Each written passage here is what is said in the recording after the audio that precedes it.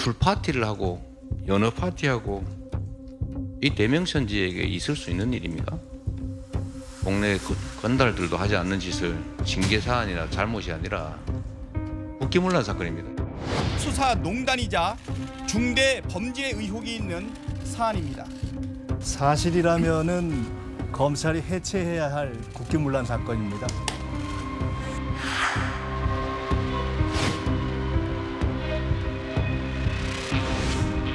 술을 마실 수가 없어요. 그건 상식적이지 않습니다. 그럼 기억은 좀 전혀 안 나신다는 점. 기억이 아니고 불가능합니다. 지금.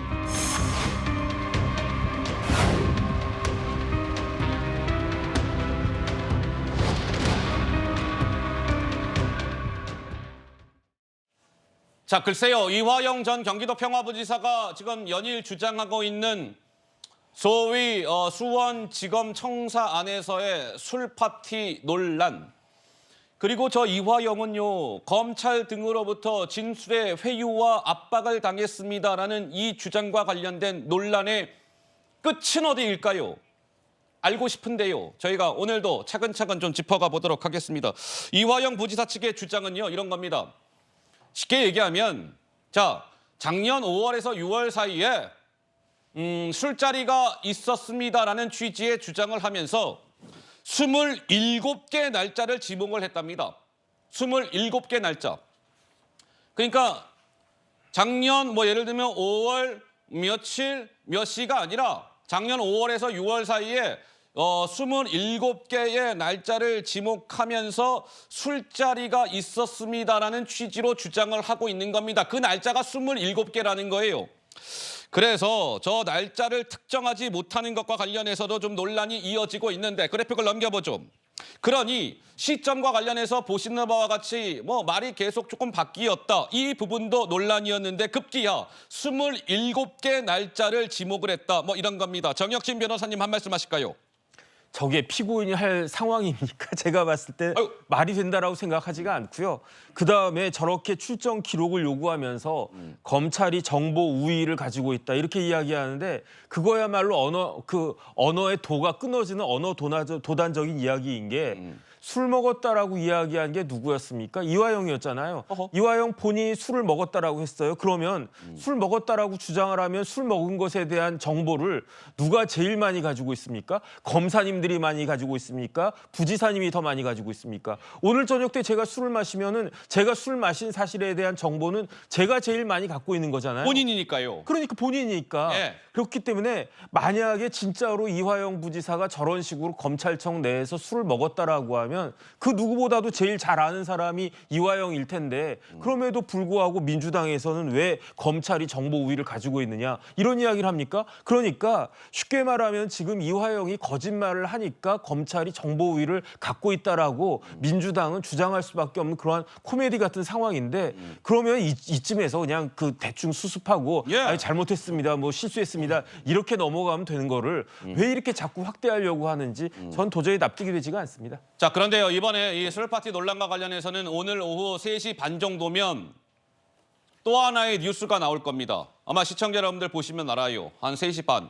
무엇이냐면 대한민국의 검찰을 이끄는 이원석 검찰총장이 이번 이 술파티 논란과 관련해서 기자들 앞에서 카메라가 있는 가운데 처음으로 입장을 밝힌답니다.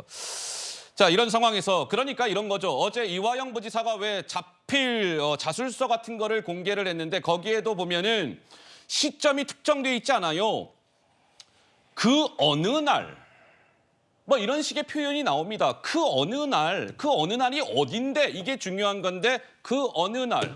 그러면서 이화영 부지사 측에서는 대략 한 27개 날짜가 의심이 됩니다. 그때 술을 마신 것으로 보여요 라고 하면서 27개 날짜에 출정 기록 등을 검찰은 공개하시오. 이렇게 주장을 하고 있는 겁니다. 자, 그런데요. 그래픽을 한번 보시죠. 지난 4일 재판에서 이화영 씨가 피고인으로 나와서 이런 얘기가 나왔습니다. 자, 이화영 부지사, 피고인 이화영 부지사, 술 마셨습니까? 마셨어요. 하얀 종이컵에 따라서 나눠줬습니다.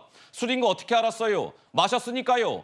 그러면 소주 마셨으면은 그 알코올 냄새가 났을 건데 교도관들이 뭐라고 안 했어요? 아 그래서요 얼굴 벌개져가지고요 한참 지나고 술이 좀 깬 뒤에 수원 구치소로 돌아갔습니다. 이렇게 법정에서 지난 4일 날 이야기를 했습니다. 자 그런데요. 잠깐만요. 그래픽 좀 두시고요. 지금 이 내용을 시청자 여러분들 보셨을 때 저 술을 마셨다라고 지금 이야기하고 있는 것이 이화영 내가 마셨다라는 이야기로 해석이 되시는지 아니면 다른 사람이 마신 것을 내가 그냥 이야기하는 대화의 내용으로 읽혀지시는지 판단들을 해주시기 바랍니다.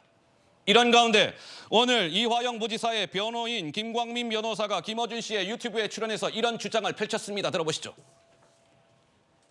처음에는 술이 취하게 마셨다는 이야기를 증언대에서 했는데 그게 자기가 취하게 마셨다는 걸로 이제 전달이 돼서 그렇죠. 김성태가 취하게 마셨다는 얘기죠. 그런데 왜 취하게 마셨다고 했다가 지금은 안 마셨다고 하느냐 이거 가지고 말을 바꿨다고 지금 공격하고 있죠. 법정에서도 유사한 취지로 얘기했습니다. 법정에서 종이컵에 담겨 있는 게 술인지 어떻게 알았냐. 그러니까 입에 갖다 대니 술 냄새가 나서 알았고 내려놨다. 이렇게 얘기했습니다. 근데 혼자 과하게 마셨다는 식으로 주장한 것처럼 그렇죠. 그 얘기 다음에 김성태가 그렇게 됐다라는 걸로 이해가 갔는데 그거를 이화영이 그렇게 마셨다는 걸로 보도가 된 거죠.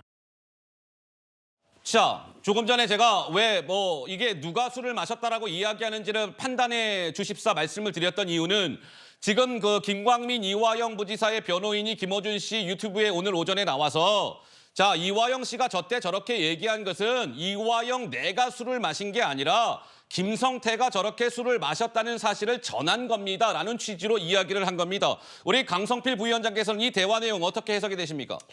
그러니까 처음에 그냥 이 내용만 보고 나면 이화영 부지사도 마셨다는 걸로 이해가 되기도 하고 또 김광민 변호사의 말을 들어보면 또 이화영 부지사는 본인이 많이 마신 게 아니라 김성태 쌍방울 전 회장이 많이 마셨다라고 이렇게 느껴지는 거거든요. 예. 근데 저는 이 사건들 두고 결국에는 김성태 쌍방울 회장이 이재명 그 대표가 방북을 하기 위해서 800만 불을 대납을 했다는 게 이게 본질 아니겠어요? 근데 둘이 만난 적이 없다고 하잖아요. 그러니까 그 사람이 자선 사업가도 아니고 사업하는 사람이 얼굴 한 번 안 본 사람한테 그런 큰 돈을 대신 내줬다? 그것도 좀 이상하고요. 어쨌든 간에 지금 이화영 부지사는 그 의혹을 제기하고 있고 또 검찰은 거기에 대해서 방어를 하고 있잖아요. 제가 봤을 땐 둘 다 일리가 있는 말들이 꽤 있어요. 그렇기 때문에 저는 자꾸 말씀드리지만 이 이화영 부지사가 결론은 쌍방울 직원을 특정을 하고 있기 때문에 저는 대검에서 감찰을 하든지 간에 그 휴대폰을 포렌식을 통해 가지고 이 직원의 어떤 동선이라든지 여러 가지를 파악을 하면은 쉽게 어떤 진실이 밝혀질 것 같은데 왜 이렇게 공방만 주고받는 건지 온 국민이 헷갈릴 것 같다. 빨리 이거 끝내야 된다. 이런 말씀 드리겠습니다. 빨리 끝내야 된다 이런 말씀을 주셨고 아까 말씀드린 대로 이제 이원석 검찰총장도 오늘 이 내용과 관련해서 오후 3시 반에 처음으로 입장을 밝힌다고 하니까 거기서도 뭔가 내용이 나오지 않겠습니까?